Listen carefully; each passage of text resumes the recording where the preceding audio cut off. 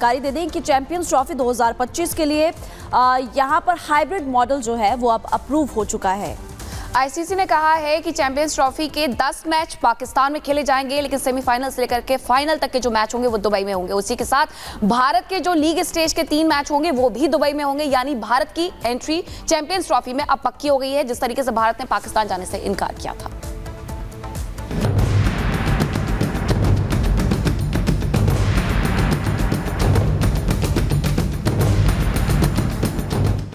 ढीली पड़ी पाक की अकड़,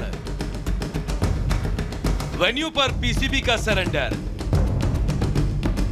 टूर्नामेंट से पहले हारा पाक, खत्म हुई पीसीबी की बची खुदी साख।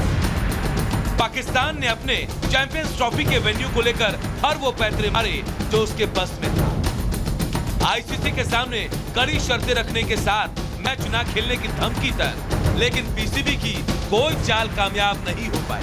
अंत में वही हुआ जो भारत और बीसीसीआई चाहता था। चैंपियंस ट्रॉफी 2025 को लेकर चीजें साफ हो गई हैं। खबरों के मुताबिक टूर्नामेंट के लिए हाइब्रिड मॉडल अप्रूव हो गया है। पाकिस्तान क्रिकेट बोर्ड यानी कि पीसीबी चैंपियंस ट्रॉफी को हाइब्रिड मॉडल के तहत कराने के लिए राजी हो गया है। सूत्रों के मुताबिक बीसीसीआई और पाकिस्तान क्रिकेट बोर्ड के बीच हुए एक समझौते के बाद तय किया गया कि चैंपियंस ट्रॉफी के मुकाबले पाकिस्तान और दुबई में हाइब्रिड मॉडल के तहत खेले जाएंगे। टूर्नामेंट में टीम इंडिया के मैच दुबई में होंगे। पाकिस्तान चैंपियंस ट्रॉफी के 10 मुकाबलों की मेजबानी करेगा। लीग स्टेज में भारत के तीनों मैच दुबई में खेले जाएंगे। भारत के लीग मैचों के अलावा टूर्नामेंट के सेमीफाइनल और फाइनल मैच भी दुबई में ही होगा। बीसीसीआई और पीसीबी के बीच हुए समझौते में इस बात का भी जिक्र है कि अगर टीम इंडिया नॉकआउट स्टेज से पहले बाहर हो जाती है तो इस स्थिति में सेमीफाइनल और फाइनल लाहौर और रावलपिंडी में होगी।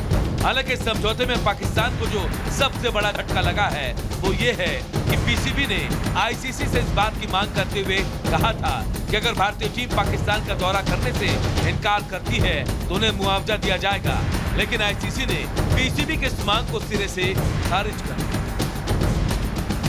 मतलब साफ है, पाकिस्तान की एक और चाल नाकाम हो गई। खेल में भी राजनीतिक खोजने वाला पाकिस्तान अब घुटनों पर है। पाकिस्तान के हालात ऐसे हो गए कि ना खुदा मिला ना विसाले सनम। मतलब भारत को पाकिस्तान में खिलवाने के लिए अड़े पाकिस्तान को हाइब्रिड मॉडल स्वीकार करना पड़ा। साथ ही हाइब्रिड मॉडल को स्वीकार करने के लिए पीसीबी को कोई मुआवजा भी नहीं मिलेगा। Bureau report, Republic Bharat. PCB ने हालांकि कई हथकंडे अपनाए कि किसी भी तरीके से जो मैच है वो पूरी तरीके से वहीं पर यानी कि पाकिस्तान में खेला जाए, लेकिन श्रीलंका ए रहा वो भी छोड़ करके चला जाता है पाकिस्तान को। और भारत ने तो पहले ही इनकार कर दिया था कि हम पाकिस्तान में आकर के नहीं खेलेंगे। 1.5 दशक हो चुके हैं और भारत की टीम पाकिस्तान नहीं गई है। जागरूकता भारत में ब्रेक के बाद अब बात करेंगे सनातन की इंटरनेशनल होमगार्ड की। पंडित धीरेन्द्र कृष्ण शास्त्री जो सनातन की बात करते हैं, सनातन का संदेश देते हैं और हिंदुओं पर जहां पर भी अत्याचार होता है उससे लेकर के मुखरता से बोलते हैं। अब इंटरनेशनल लेवल पर वो सनातन के प्रचार प्रसार की तैयारी कर रहे हैं। और इसी को लेकर के आपको जानकारी दे दें कि वो ऑस्ट्रेलिया और लंदन के लिए रवाना हो चुके हैं। पूरी खबर आपको इस रिपोर्ट के जरिए बताते हैं।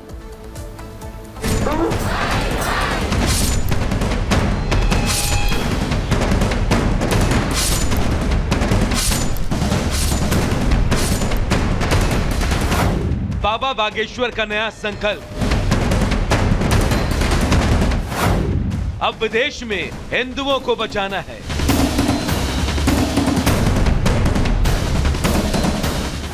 मुहिम के साथ विदेश दौरे पर निकले बाबा। हिंदू एकता यात्रा निकालने के बाद बागेश्वर धाम के पीठाधीश्वर पंडित धीरेन्द्र कृष्ण शास्त्री अब विदेशों में हो रहे हिंदुओं पर अत्याचार को रोकने के लिए मुहिम चलाएंगे।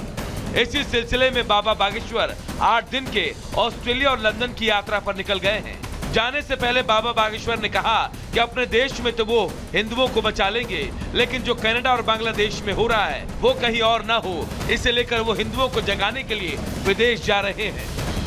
काम बहुत सीधा है। जो भी कनाडा बांग्लादेश में हिंदुओं के ऊपर अत्याचार हो रहा है उसके लिए हिंदुओं को जगाना है। भारत में तो हम आप लोगों को भी बचा सकते हैं, साथ, लेकिन वहां कैसे हम जा पाएंगे? इसलिए हमने सोचा है कि उनको बचाना बहुत जरूरी है, उनके बच्चों को भी बचाना बहुत जरूरी है। बाबा बागेश्वर को चिंता पूरे विश्व में बसे भारतीयों की है, तभी तो वो अब सनातन का झंडा बुलंद करने, हिंदुओं को एकजुट करने के लिए विदेश जा रहे हैं। फिलहाल बाबा ऑस्ट्रेलिया और लंदन में बसे भारतीयों को एकजुट करेंगे। इस दौरान बाबा ने दरबार में आए नेपाल के एक परिवार का जिक्र किया और बताया कि कभी नेपाल भी हिंदू राष्ट्र था, लेकिन धीरे धीरे वहां हिंदुओं की संख्या घटती गई और आज हालात क्या है सबको पता है। नेपाल एक समय तक हिंदू राष्ट्र था, ये दीक्षा मिली, लेकिन आज ये हाल है कि वो हिंदू राष्ट्र नहीं बचा। 14 से 21 दिसंबर तक की इस यात्रा में ऑस्ट्रेलिया में जहां बाबा का 5 दिन का कार्यक्रम है, तो वहीं इसके बाद वो लंदन जाएंगे, जहां उनका दिव्य दरबार सजेगा। माना जा रहा है कि इस आयोजन में हजारों सनातनी भक्त शामिल होंगे, जिन्हें बाबा सनातनी ज्ञान के अलावा एकजुटता के साथ रहने का संदेश भी देंगे, क्योंकि सबको पता है कटेंगे तो बटेंगे, एक रहेंगे तो सेफ रहेंगे। Bureau report, Republic Bharat. और अब खबरों में आगे बढ़ते हैं। दिल्ली उपराज्यपाल की तरफ से घुसपैठियों को लेकर के जो निर्देश दिए गए हैं, वो आदेश या कह सकते हैं कि उससे सीख लेते हुए अब फैसला या इसको लेकर के निर्देश अब एनसीआर तक में देखने को मिल रहा है और उत्तर प्रदेश से कुछ ऐसी खबर सामने आ रही है। गाजियाबाद के लोनी में कई जगह ये कहा जा रहा है कि वहां पर रोहिंग्या घुसपैठिए रहते हैं और यही वजह है कि वहां के जो विधायक हैं नंद कुमार गुर्जर, वो खुद इसमें लग गए हैं और जा जाकर के चेकिंग अभियान में भी शामिल हो रहे हैं।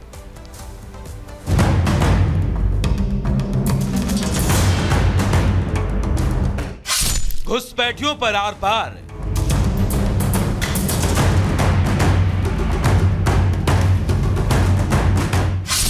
जांच के घेरे में दिल्ली एनसीआर।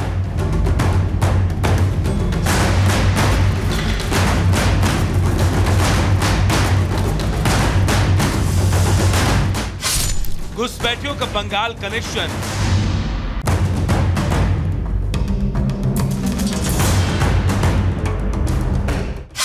अब होगा बड़ा एक्शन।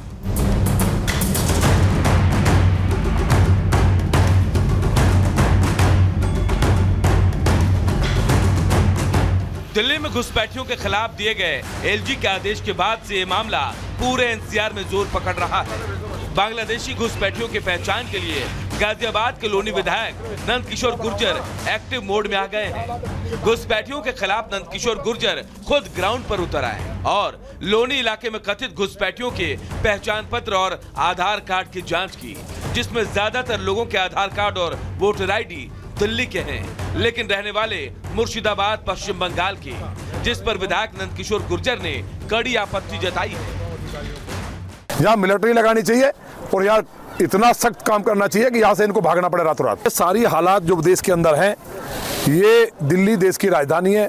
दिल्ली के चारों तरफ जितने भी हमारे ऑफिस हैं, सेना मुख्यालय हो चाहे पार्लियामेंट हो, पूरा देश आज 10 करोड़ रोहिंग्या और बांग्लादेशियों के कारण बारूद के ढेर में बैठा। दिल्ली सबसे ज्यादा सेंसिटिव है। बीजेपी विधायक ने घुसपैठियों को लोनी में बसाने के पीछे बड़ी साजिश का दावा किया। उनका आरोप है कि कुछ राजनीतिक दल अपने वोट बैंक को साधने के लिए अवैध घुसपैठियों को न सिर्फ शरण दे रहे हैं, बल्कि वोटर आईडी बनाने से लेकर पहचान पत्र बनवाने में उनकी भरपूर मदद भी कर रहे हैं।